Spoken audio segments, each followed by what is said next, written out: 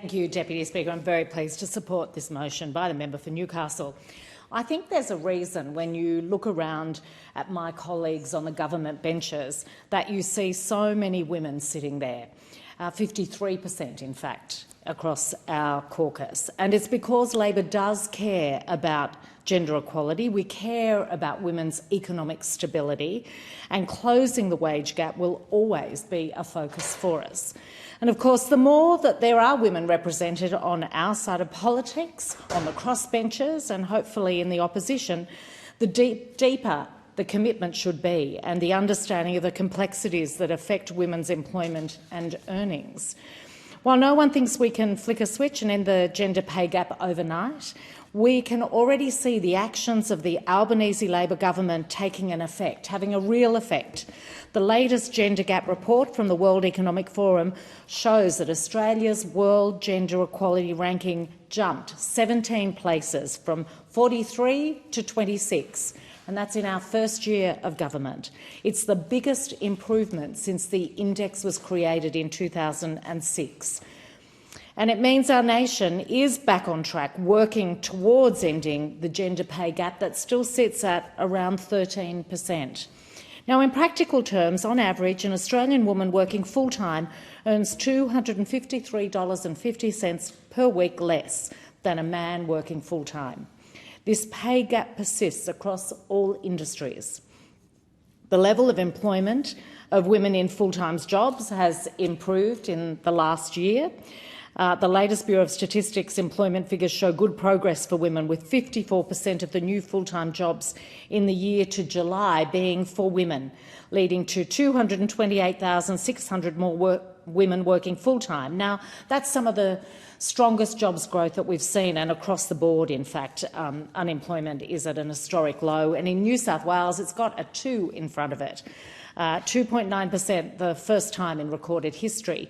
Now, if that is creating more opportunities for women to have secure full-time work, that is a good consequence. But we know there are many doing casual work and gig economy work where loopholes mean they're being undercut on their wages. So while we're pleased with the progress we've made over the past year or so, we know it's not good enough. There is no excuse to justify women being paid less than men. Closing the gender pay gap and increasing women's participation in the workforce has been at the heart of our election promises and our actions in government. We've expanded paid parental leave by committing $346 million over 5 years to combine paid parental leave and dad and partner pay into one scheme. Now, this will better support dads and second parents to share the parental leave payments. Recently, a mum who earns more than her husband expressed her thanks for the changes that we've made, because she said that it means her, where there's now a family income limit of $350,000 is applied, it means she can now have paid parental leave rather than it being based on her income alone. It's worth noting we've also expanded employees' entitlement to unpaid parental leave from 6 weeks to 20 weeks, so that families can share work and caring responsibilities more easily. These are making a real difference on the ground for people. Our cheaper childcare policy is another way we're trying to tackle that pay gap.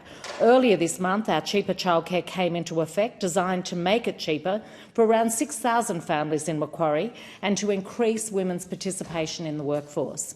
It's not fixing the problem in one go, but it is the start of our commitment on improving childcare access and cost. We have the Productivity Commission on the case to look at how we can improve affordability and access for the long term. We want to see how we can make sure that we've got a universal early education system so every child gets a great start in life.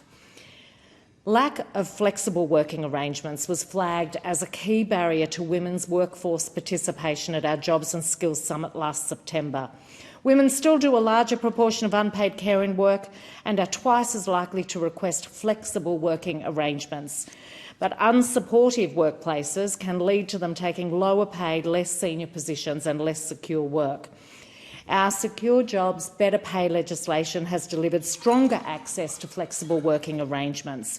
Employers and employees must now come together. And this, along with things like lifting the barriers for bargaining, means that we're making a difference in that gender pay gap.